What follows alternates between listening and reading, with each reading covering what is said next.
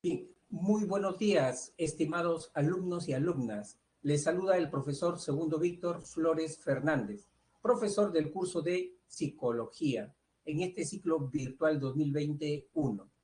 El día de hoy vamos a abordar el tema sobre afectividad y emociones, ¿no? Este es un tema que es bastante álgido, ¿no? Porque son experiencias y vivencias que pasamos y afrontamos todos los días, ¿no? ¿Qué es lo más difícil en las emociones, alumnos? Lo más difícil es gestionar los asaltos emocionales, ¿no? Cuando te invade, por ejemplo, la ansiedad, cuando te invade el miedo, ¿qué haces frente a eso? ¿No? Miedo al examen, miedo a la mala nota, miedo a no ingresar, ¿no? Cuando te asalta la cólera, ¿no? La rabia, la molestia. ¿Qué haces cuando estás frente a esa situación? Miren, acá, por ejemplo, hay una estrategia y parte de un cuentito, de una anécdota, ¿no? Dice que cierto día un papá estaba paseando a su bebé en un cochecito por el parque de su casa, ¿no? Y el niño estaba que lloraba desconsoladamente, ¿no?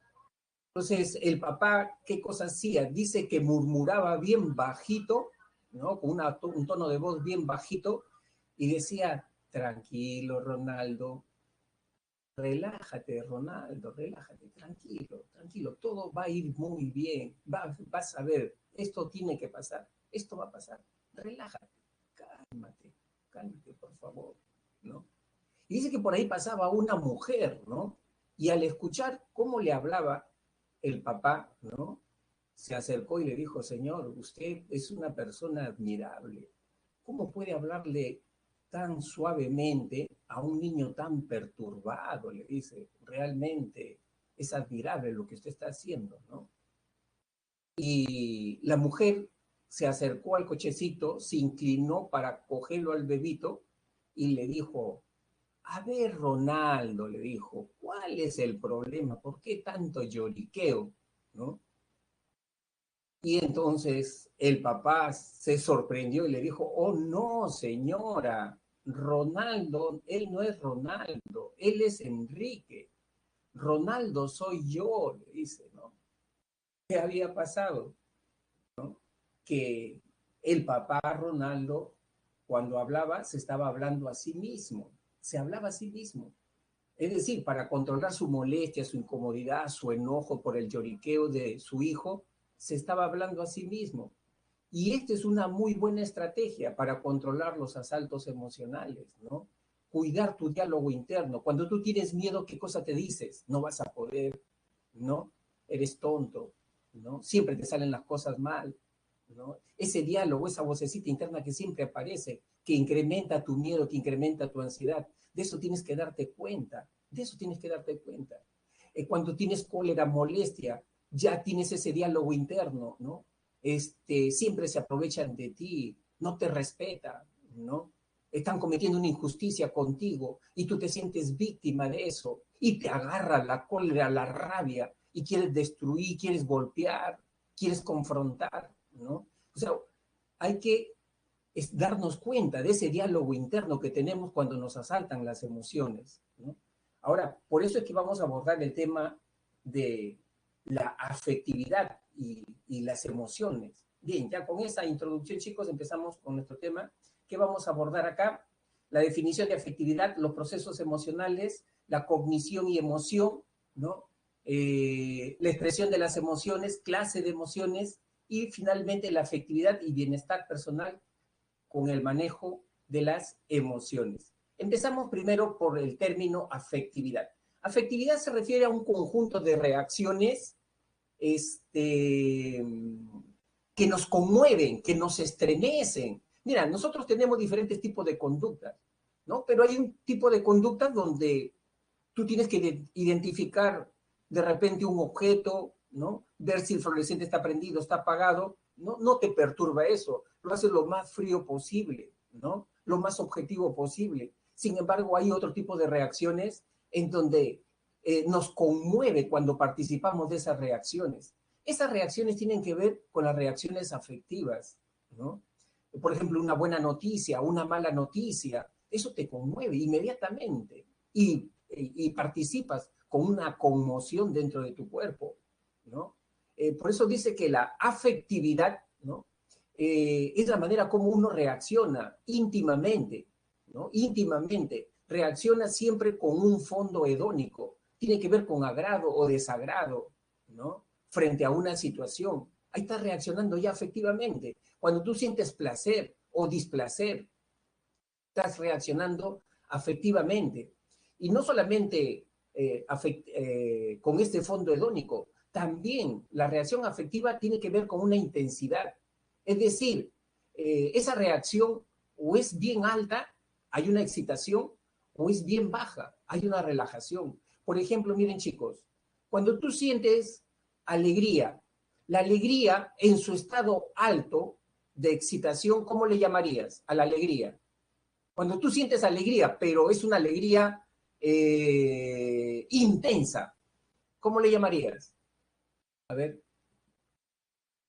emoción. Claro, la categoría es emoción, muy bien, Carla, pero en sí, a esa alegría, ¿cómo le llamarías cuando tú sientes? Ah, está muy bien, Juan José Raigada. Eso se llama inteligencia emocional, Juan José Raigada, cuando tú rápido identificas qué cosa experimentas, ¿no? Cuando tú experimentas. Cuando tú tienes miedo, y es un miedo intenso, fuerte, ¿cómo le llamarías ese miedo? Fobia. Muy bien, Carla, pero ¿sabes qué? La fobia es miedo, pero patológico. No, un miedo sano, pero intenso. La fobia es patológico. Muy bien, Geraldine Cisnero, pánico, pánico, muy bien, excelente. Ahora, si ese miedo es chiquitito, bajito, menudo, ¿cómo le llamarías?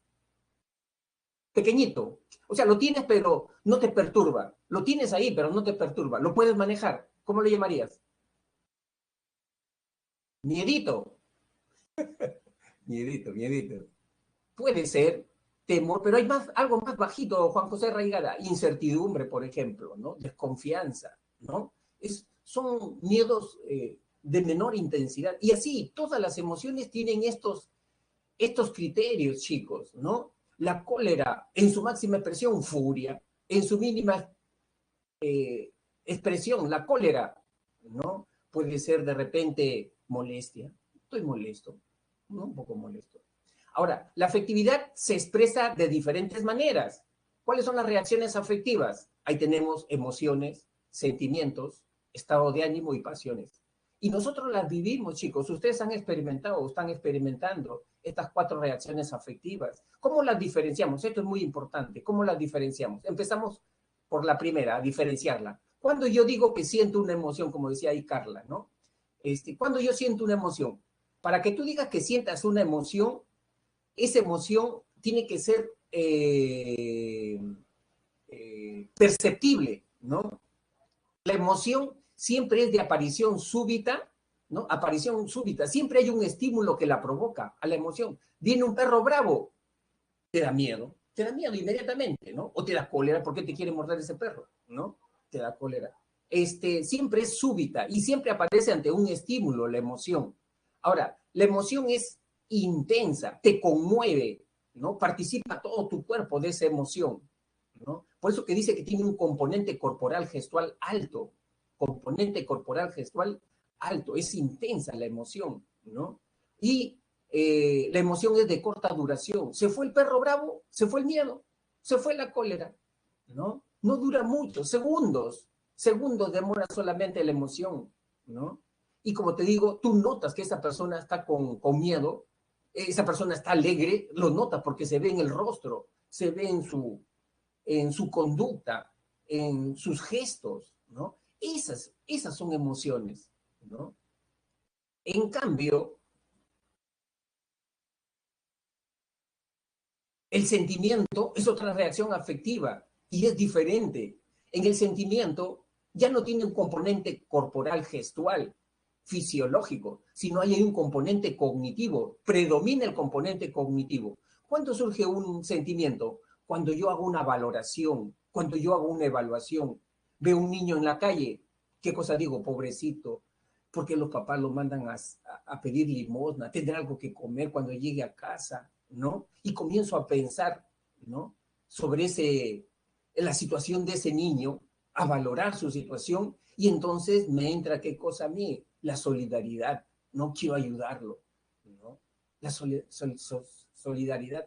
Y la solidaridad ya es un sentimiento, es un sentimiento. ¿Por qué? Porque el sentimiento está cargado de reflexión, está muy cargado de ideas, de pensamientos. ¿Por qué el gobierno los tiene así, esos niños no los ayuda, el alcalde? ¿Qué hacen? ¿No? ¿Por qué los tienen así esos niños? Y entonces ya, en mí ya, eso ya no es emoción, ya. O sea, ahí es un sentimiento que yo estoy teniendo, ¿no? Por eso que, por ejemplo, sentimientos, por ejemplo, la nobleza, la generosidad, esos son sentimientos. La gratitud, cuando yo digo no me puedo portar así con mi papá, ¿no? A veces me molesta, pero no me puedo portar así con mi papá, ¿no? Yo le debo mucho a mi papá. Ya, eso es un sentimiento, eso es un sentimiento. Por eso los sentimientos son menos intensos que las emociones. Y el sentimiento sí no se te va inmediatamente como la emoción. La emoción se te va en segundos, minutos, pero el sentimiento no. Cuando tú estás nostálgico, estás pensando en esa persona que en el pasado, ¿no es cierto?, vivieron momentos felices y ahora ya no está, se fue, partió a la eternidad. Y te pones a pensar en esa situación, los momentos que viviste con ellos, te entra la nostalgia y eso ya es un sentimiento, eso es un sentimiento. ¿Y tú crees que ese sentimiento se te va en minutos, segundos, se te va? No se te va, ahí lo tienes, 10 minutos, 15 minutos, hasta que ya después te sumerges en otra cosa, en otra actividad, y se vaya el sentimiento, ¿no? Pero el sentimiento dura más y no es tan perceptible, ¿no? Porque es una vivencia muy interna, bien interna, es el sentimiento. Chicos, ¿me están entendiendo? Porque esto es importante que empiecen a diferenciar estos estados afectivos, ¿ya? Ahora viene el estado de ánimo. El estado de ánimo, ¿sabes cuándo aparece el estado de ánimo? Al estado de ánimo no hay ninguna causa externa que lo provoque. El estado de ánimo siempre tiene que ver con los niveles de energía de las personas. Niveles de energía. ¿Cómo está ahorita, por ejemplo, siendo a las 10:15, 10:20? ¿Cómo está tu energía? ¿Estás con ganas de seguir escuchando la clase? ¿Estás cansado, aburrido, fastidiado? ¿No? ¿Cómo están tus niveles de energía? Ese es tu estado de ánimo. Y el estado de ánimo, ese sí, no es breve, se puede durar horas, días con tu estado de ánimo. A veces uno está optimista, a veces uno está pesimista, ¿no? Y el estado de ánimo tiene que ver más con tus sensaciones de bienestar o malestar general, cómo tú te sientes contigo mismo, ¿no? Mira, una manera bien práctica de saber cómo aparece el estado de ánimo es cuando la persona se levanta a primera hora. Hay personas que se levantan y ya quieren que empiece el día porque tienen muchas cosas que hacer, ¿no? Y se sienten bien, ya inmediatamente se levantan cantando, bailando. ¿Quién ha provocado eso? Nada, si recién se están levantando. Nadie lo provoca. No hay un estímulo afuera, ¿no? Y se siente bien la persona, ¿no? Y quiere avanzar, quiere hacer sus cosas. Hay otros que se levantan ya renegando. ¿Qué cosa dicen? Otra vez ya amaneció. ¿Por qué tiene que amanecer? Todos los días amanece. Ya están renegando. ¿Quién le ha hecho algo? Nadie. Nadie le ha hecho nada. Él ya solito se ha levantado así, ¿no? Ese es el estado de ánimo. Algunos, por estado de ánimo, siempre permanentemente, algunos son, por ejemplo, tristones, melancólicos, por su estado de ánimo. Permanentemente tienen ese estado de ánimo, ¿no? Entonces, el estado de ánimo es esa, esa sensación que uno tiene, ¿no? Afectiva que contagia todas tus actividades, ¿no? Ahora vemos pasiones, ¿no? Las pasiones, emociones, son emociones, pero son intensas, ¿no? Y son más prolongadas. Cuando una persona tiene un estado pasional, toda su vida gira alrededor de ese estado pasional. ¿No has visto, por ejemplo, esas personas que tienen pasión por el fútbol? ¿Qué cosa para el Mundial cuando Perú se fue a Rusia? Algunos han vendido su casa, su carro, ¿no? Para irse al Mundial. No importa si al mes siguiente ya no tenían para comer, ¿no? ¿No? ¿Por qué? Porque sienten una pasión por eso. Los artistas, los escritores, también, cuando sienten una pasión, ¿qué hacen? Están horas y horas allí, ¿no? Leyendo, pintando, se olvidan de comer, se olvidan de dormir. ¿Por qué? Porque están en un estado pasional. El estado pasional es fuerte, intenso y prolongado. ¿Tú crees que cuando una persona tiene una actividad y la realiza con pasión, ¿no? esa pasión se le va. No, no se le va, ¿no? Cuando una persona se enamora de manera intensa, pasional, incluso su familia le dice, oye, él no te conviene, él es así, él es asá, ¿te escucha? ¿Te hace caso? No te hace caso, porque se enamora. Hay personas que son así temperamentales, se comprometen con actividades, con relaciones de manera pasional, se comprometen inmediatamente, ¿no? Entonces no te hacen caso, no te hacen caso. Tiene que pasar 1 año, 2 años, recién para que se dé cuenta después de tantos golpes, de tantas caídas y frustraciones, que la persona no le convenía, ¿no? ¿Por qué? Porque esa persona estaba en estado pasional, ¿no? Muy bien. Entonces ya saben diferenciar los 4 tipos de reacciones afectivas.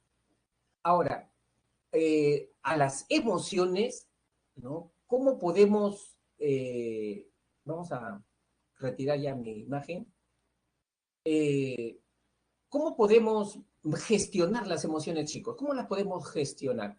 Las podemos gestionar porque las emociones tienen 3 componentes, a través de estos 3 componentes. Hay un componente cognitivo subjetivo, así se le llama el componente cognitivo subjetivo, el componente expresivo, conductual expresivo, y el componente adaptativo fisiológico. Son los 3 componentes de una emoción. O sea, cuando tú sientas, por ejemplo, miedo, el miedo siempre va a tener estos 3 componentes. Y tú puedes gestionar los miedos a través de estos componentes, ¿no? Porque con estos componentes tú incrementas o bajas los niveles de esas emociones. Por ejemplo, el componente cognitivo subjetivo se refiere que todas las emociones tienen un, digamos así, un remolino de ideas, un remolino de ideas, un remolino de valoraciones. Por ejemplo, ¿cuándo aparece el miedo? Cuando yo valoro que esa situación me amenaza y yo no tengo los recursos para enfrentarme a esa situación. Cuando yo comienzo a pensar de esa manera, va a aparecer el miedo a mí. En mí va a aparecer el miedo. Es el componente cognitivo subjetivo, ¿no? De las emociones. Por ejemplo, yo voy a sentir tristeza si yo digo, mira, mira lo que he perdido, ¿no? Por tonto, lo que he perdido. Y ya nunca más voy a poder recuperar eso que he perdido, ¿no? Y eso que he perdido era muy importante para mí. Ese es el componente cognitivo subjetivo de las emociones. Ahí se está formando ya una emoción, ¿no? Por este componente. El componente conductual expresivo. Se refiere que las emociones se manifiestan a través de los gestos, de las conductas, ¿no? Por ejemplo, cuando la persona siente alegría, ¿no?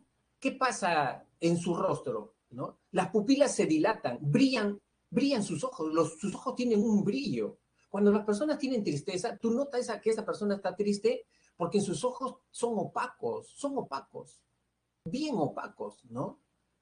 Entonces, esa persona está triste, ¿no? Sus ojos no tienen ese brillo, ¿no? La nariz también, ¿no? ¿Cómo se pone? Y conductual, porque todas las emociones tienen un patrón conductual.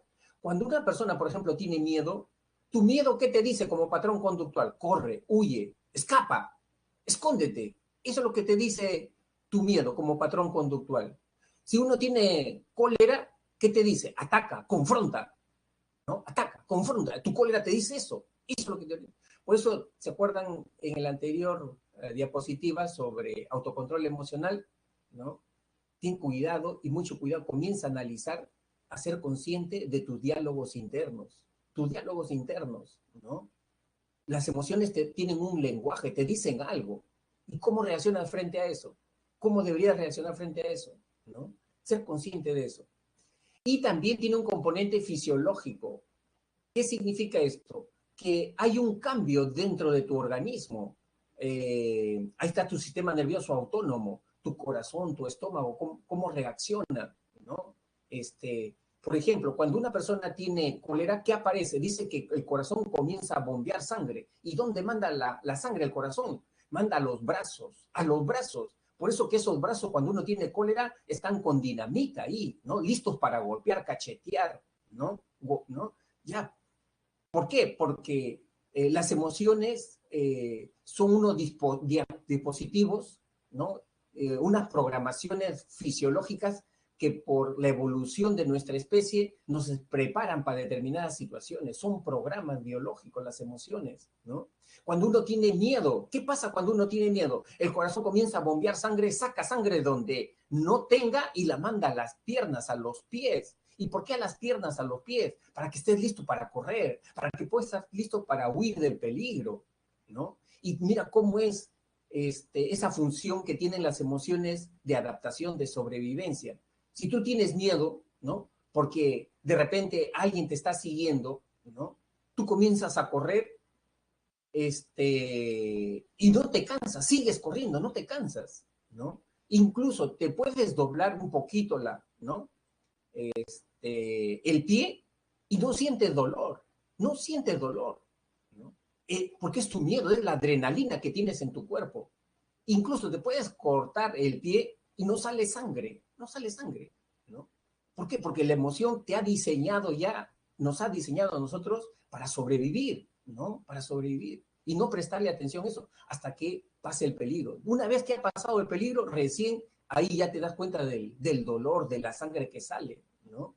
Esa es la función que tienen, ¿no? Y justamente cuando uno tiene una emoción muy fuerte y perturbadora en su corazón, en su cuerpo, aparecen las enfermedades psicosomáticas, pues, ¿no es cierto? O sea, esa persona, por ejemplo, que tiene cólera reprimida, no sabe expresar su cólera, ¿qué aparece ahí? La gastritis. Ya tiene gastritis esa persona. ¿Por qué? Porque no sabe gestionar su cólera. No sabe gestionar su cólera. Esa persona que siempre tiene miedo, su corazón ahí oprimido, ¿no?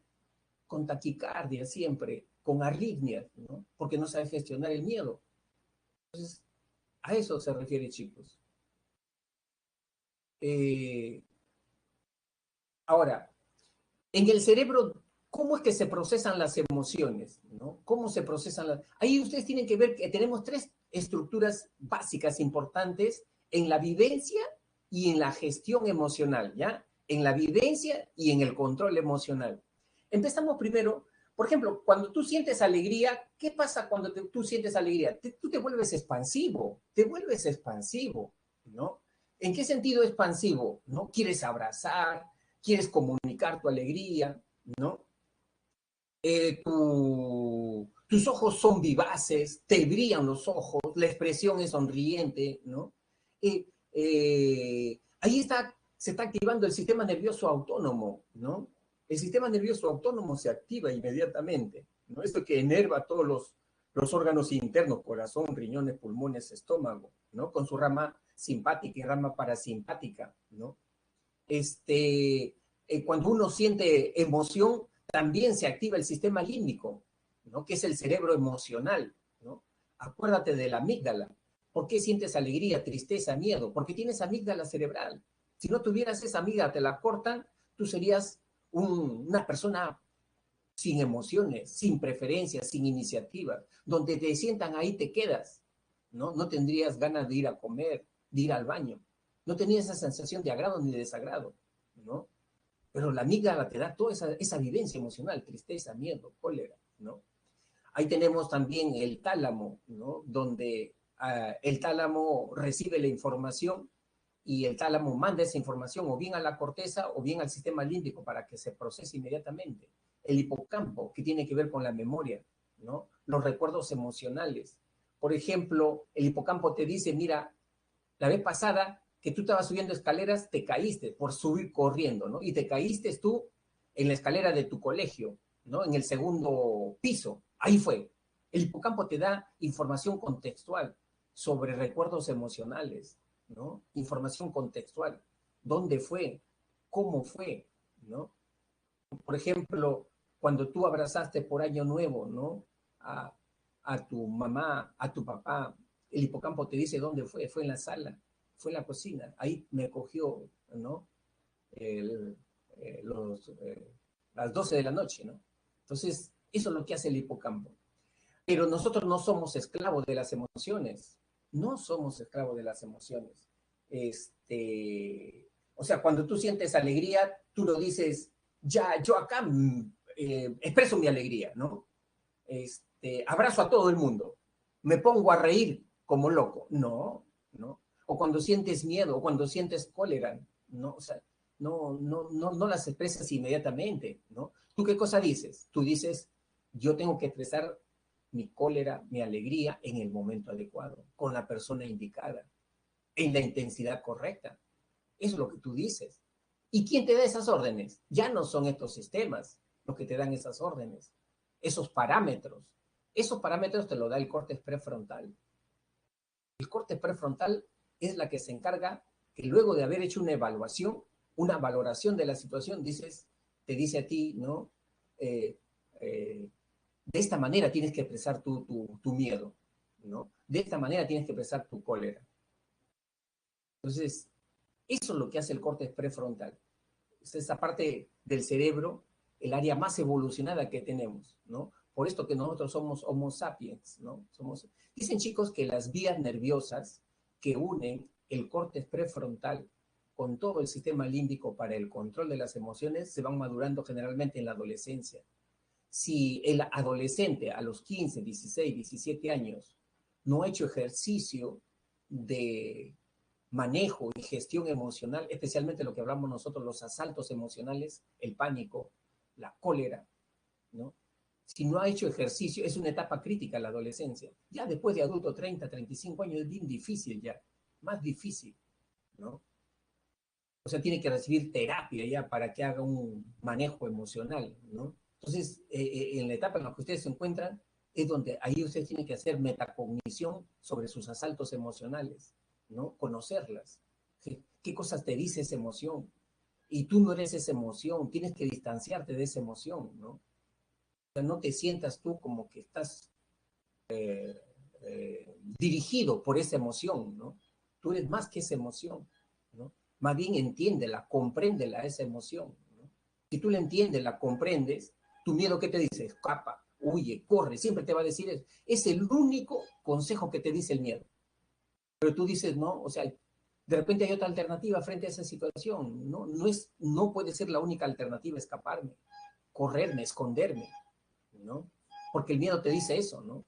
Entonces tú comienzas a reflexionar con tu miedo y comienzas a manejarlo tu miedo, comienzas a manejarlo, ¿no? Y ya no te perturba tanto, no te perturba tanto. Igual sucede con la cólera. ¿Quién hace toda esa gestión? El córtex prefrontal. ¿De acuerdo? Córtex prefrontal. Chicos, ¿me van entendiendo? De repente estoy hablando como loco yo.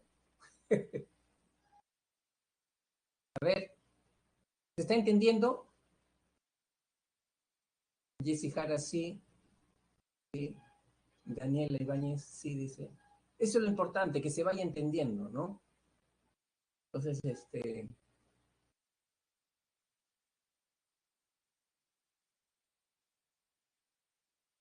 pues, estas son tres, las tres estructuras básicas cerebrales que intervienen en el proceso y en la gestión emocional, ¿no?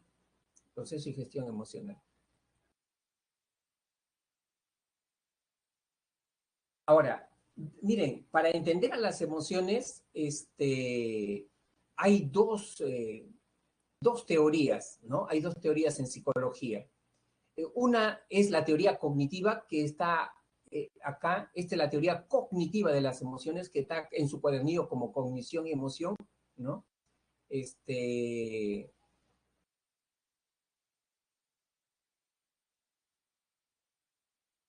y otra es la teoría evolutiva de Charles Darwin, que en su cuadernillo está con ese subtítulo de expresión de las emociones, ¿ya? O sea, manejamos dos teorías sobre cómo son las emociones, ¿no? Entonces, eso es lo que vamos a explicar ahora, ¿ya? Empezamos entonces con la teoría cognitiva, ¿no? ¿Qué cosa dice la teoría cognitiva? Ella dice que una emoción siempre es producto de una valoración de un estímulo, producto de la interpretación de un estímulo, ¿no? Es decir, ¿por qué aparece el miedo? ¿Por qué aparece la cólera? Porque ante una situación, a esa situación la interpretamos, ¿no?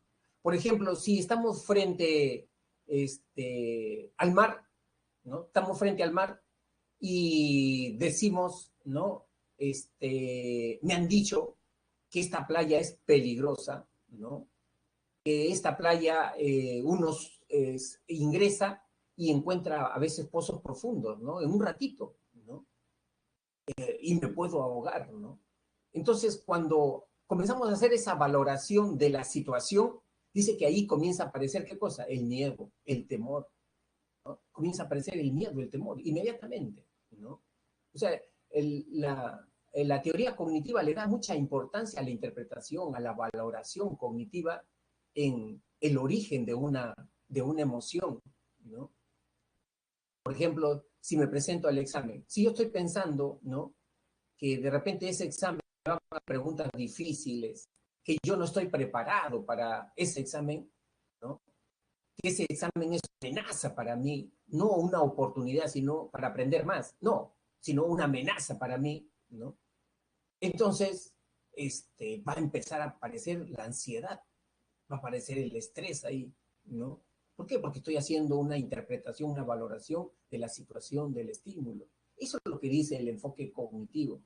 Ahora, de estas teorías cognitivas hay dos. La teoría cognitiva fisiológica de Schachter y tenemos también la teoría cognitiva de Lazarus, ¿no? O sea, son dos teorías cognitivas, ¿ya? Empezamos entonces primero por la teoría de Schachter.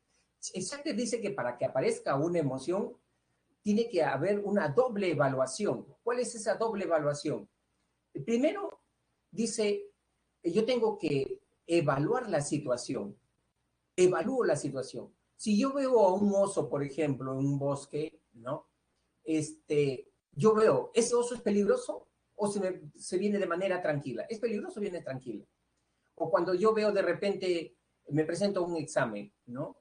Reviso las preguntas. ¿Son preguntas sencillas? ¿Son preguntas fáciles o son preguntas complejas? O sea, primero hago una evaluación de la situación, dice Schachter. Y luego también hago una evaluación de mi cuerpo. ¿Qué está ocurriendo en mi cuerpo? ¿Qué pasa conmigo?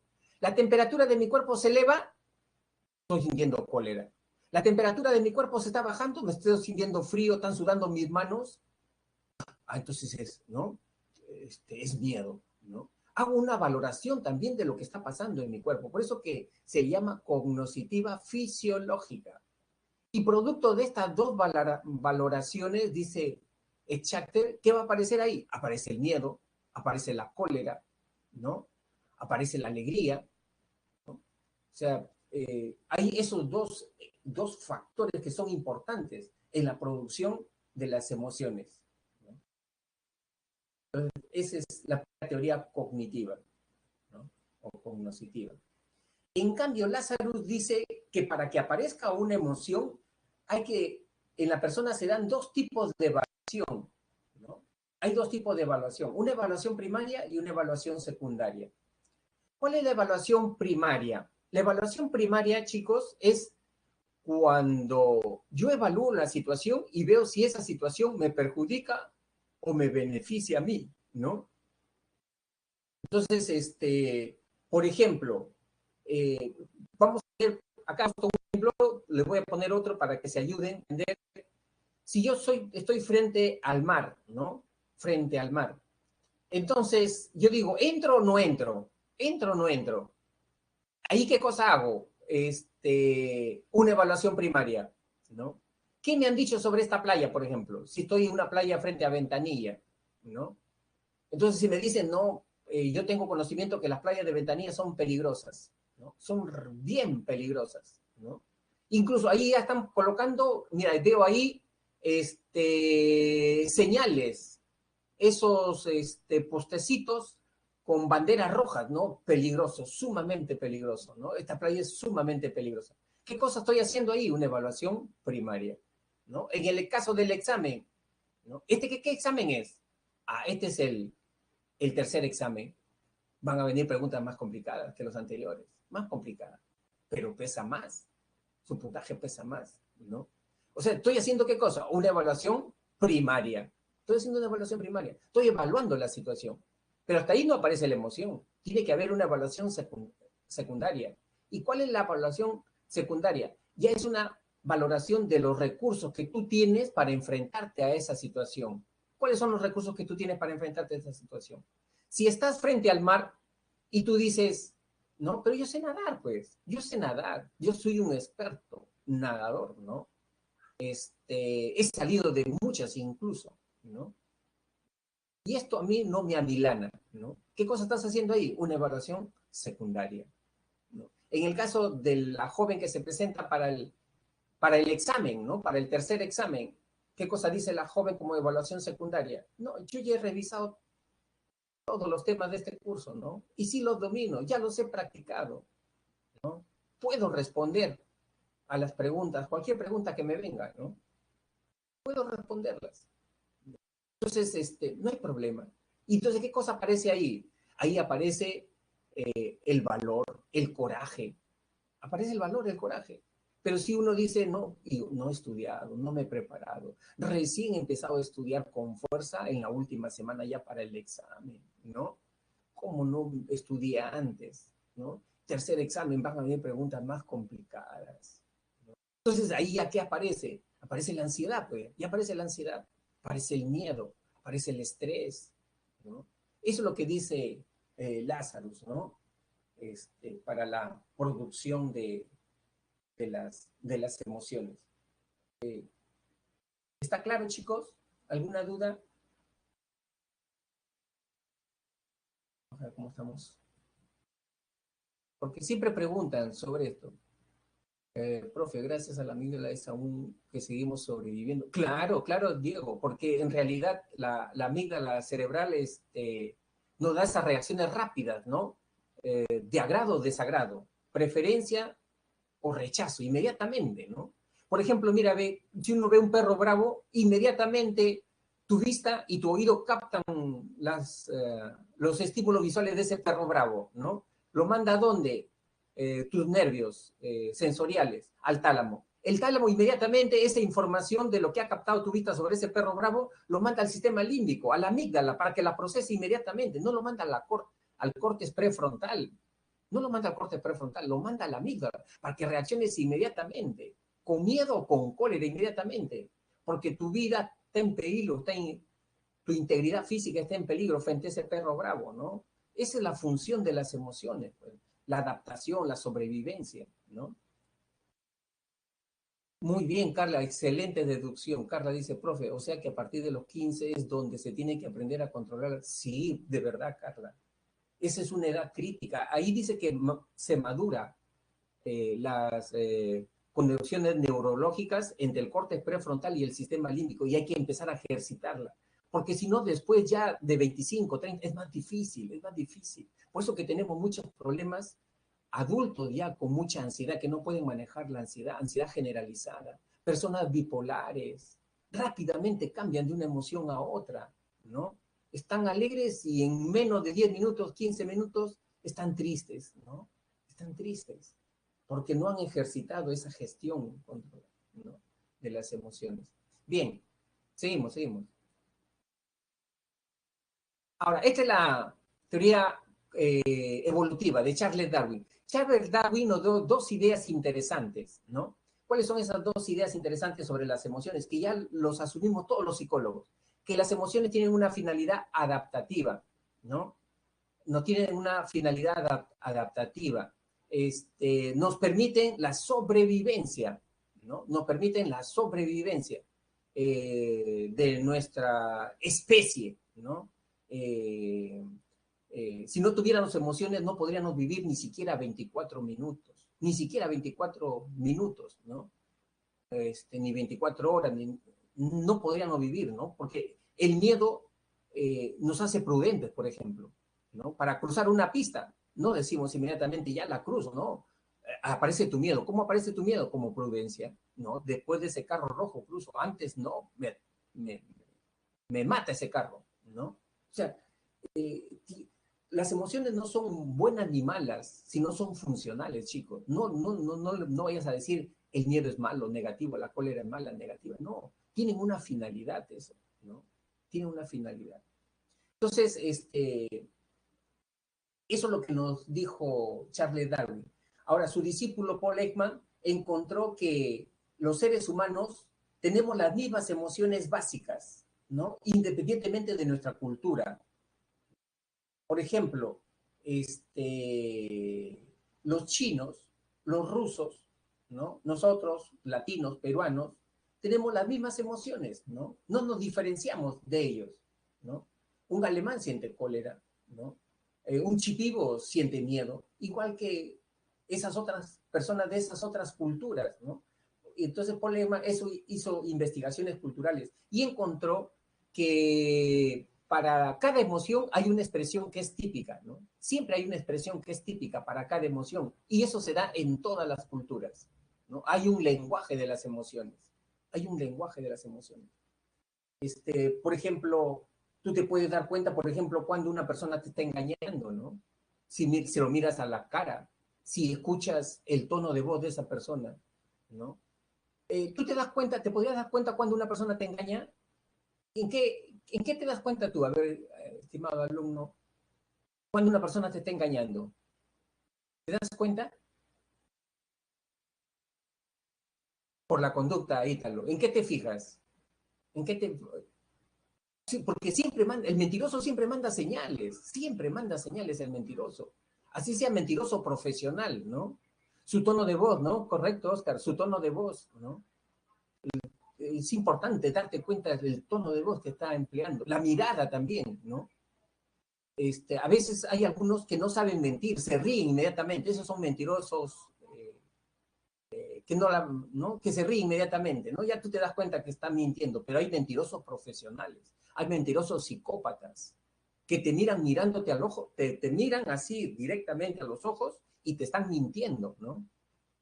Te están mintiendo. Claro, Oscar, ¿no? El impostor, el estafador, ¿no? Esos te miran de frente y aparentemente no se perturba, ¿no? Pero si tú agudizas más la observación, sí puedes detectar a un mentiroso, agudizando más la observación, ¿no? Dice que el mentiroso de todas maneras manda señales, aunque sea profesional, ¿no? Siempre el mentiroso tiene un tic, ¿no? Por ejemplo, se coge el mentón, se coge la nariz, se coge el aro de su dedo. O sea, siempre, como no está diciendo algo auténtico, si no está manipulando, siempre tiene un tic nervioso, aunque sea pequeñito, pero tiene un tic nervioso y tú tienes que darte cuenta de ese tic nervioso, ¿no? Ese es el mentiroso profesional, ¿no? Y Paul Ekman fue un estudioso de esas reacciones, por eso que él comenzó a capacitar en Estados Unidos a jueces y a policías para detectar a mentirosos, ¿no?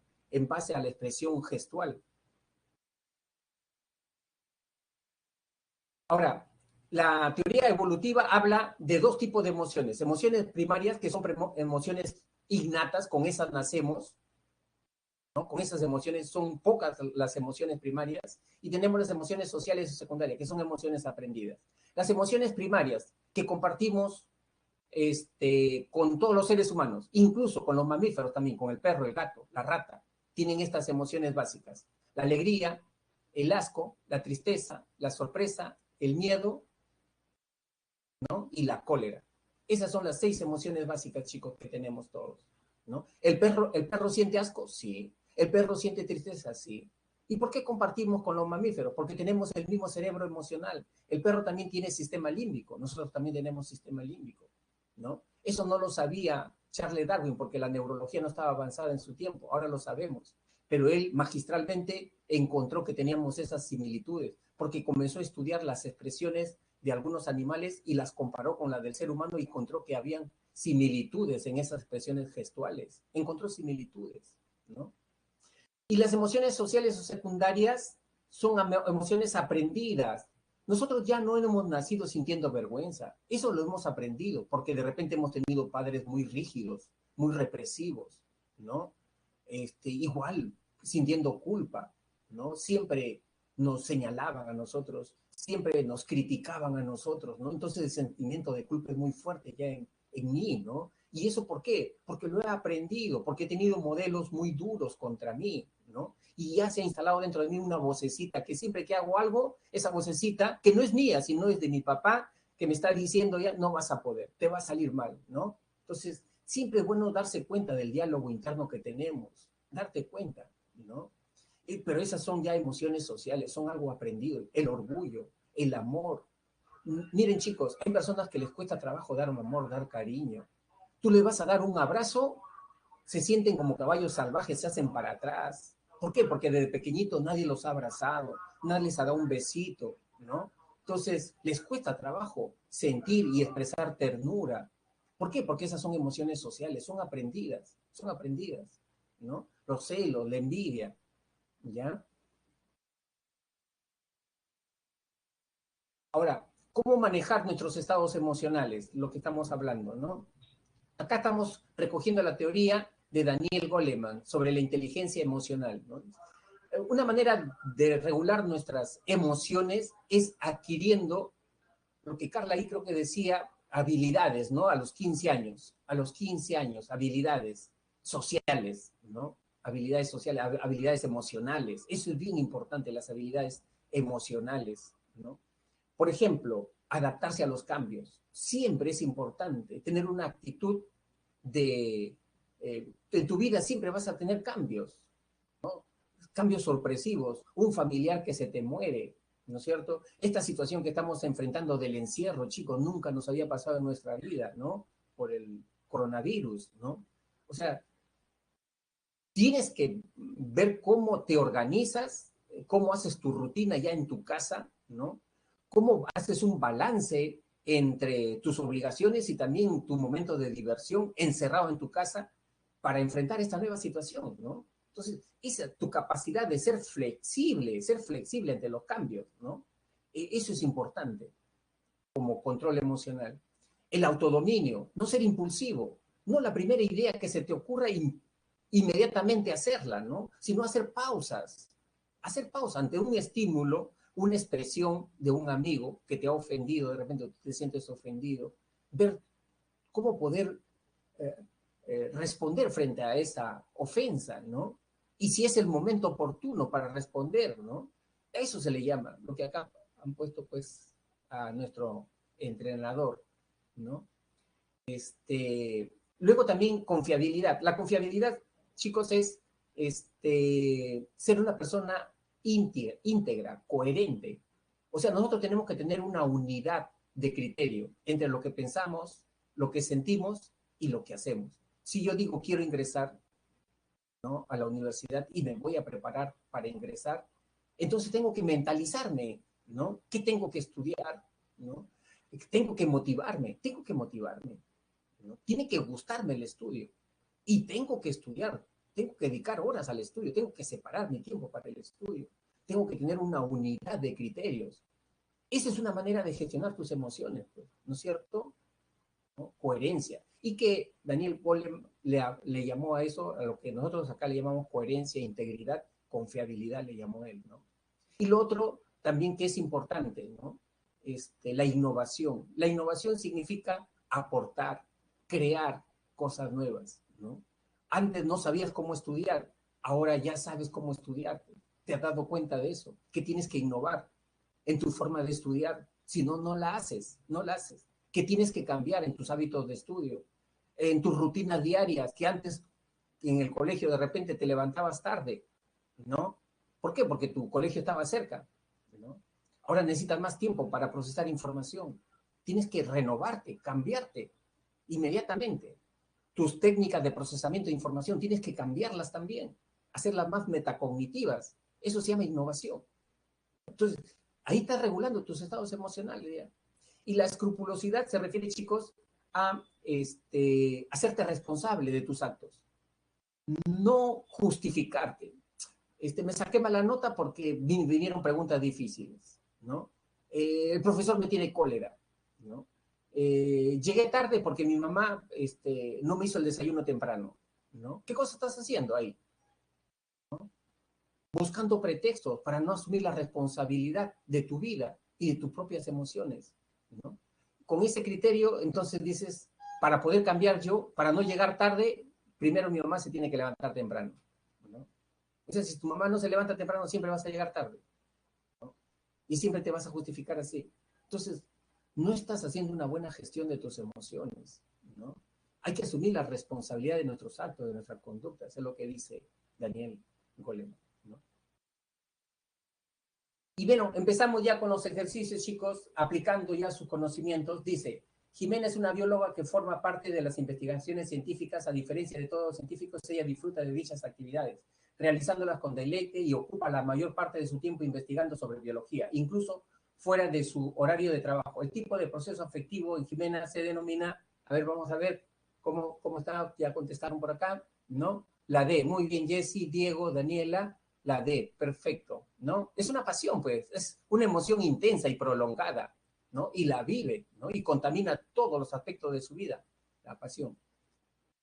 2. Joana vio en las noticias el asalto de una joyería donde ella mandó a hacer una sortija. Cuando a la semana siguiente tuvo que ir a recoger su pedido, al ver asomarse a un sujeto que buscaba algo en su bolsillo, inmediatamente sintió que su corazón palpitaba rápidamente, pero al darse cuenta que era un proveedor que sacaba una boleta de venta, se calmó y pensó que no tendría que haber reaccionado así. Las estructuras del sistema nervioso vinculados al estado afectivo que ha experimentado Joana son el, puntos suspensivos, ¿no? El y puntos suspensivos respectivamente. ¿Cuál sería, pues, chicos? Acuérdense, primero, reacción del sistema nervioso autónomo, ¿no? Autónomo, latido de corazón. ¿Quién interviene ahí? Primero. Y después dice, no es para tanto, no es para tanto. No es para tanto, después dice, no es para tanto, ¿no? ¿Quién interviene ahí? ¿Cuál sería la respuesta ahí? A ver, quiero ver. Esto sí le está pidiendo pensar un poquito. Ya. Ahí pues, ya no, para no demorarnos, porque ya no nos alcanza mucho tiempo, la D, el hipotálamo, pues, regula todo el sistema nervioso autónomo. Y el córtex prefrontal regula el sistema nervioso, al sistema límbico, ¿no? Que está ahí el hipotálamo y al sistema autónomo. Luego tenemos la tercera. Un señor que estaba paseando en un parque junto a su familia observó que la policía de tránsito estaba recibiendo una coima por parte de un chofer. Él se enojó mucho y estuvo a punto de gritar en plena calle para avergonzar a ese policía, pero luego pensó que no era lo más adecuado, estando frente a su familia. El caso ilustra la actitud emocional denominada, ¿qué cosa pasa ahí? De las 5 habilidades emocionales de Daniel Goleman. ¿Cuál sería acá que se manifiesta? A ver, chicos, a ver, ya respondieron, ¿no? Ya respondieron. La B, autodominio. Muy bien, Luigi. Jesse, Ítalo, muy bien, Daniela. Excelente, autodominio. Muy bien. Ya ves, se entiende. Y la última secuencia, la encuesta, pues la bendita encuesta, ¿no? Iniciar encuesta. Ahí está. ¿Qué te pareció la explicación de la clase de hoy día, ¿no? 5 alternativas. A, excelente, B, bueno, C, regular, D, malo y E, deficiente. Con confianza, chicos, ¿no? Evalúen siempre a su profesor, ¿no? Entonces, traten de participar todos, ¿no? Siempre es bueno recibir su opinión, ¿no? Para siempre nosotros también estar regulándonos con respecto a nuestras clases. Bien, entonces les agradezco, ¿no? Por su atención el día de hoy y ya será pues hasta la próxima semana, ¿ya? Muchísimas gracias. Un abrazo a cada uno de ustedes. Hasta la siguiente semana.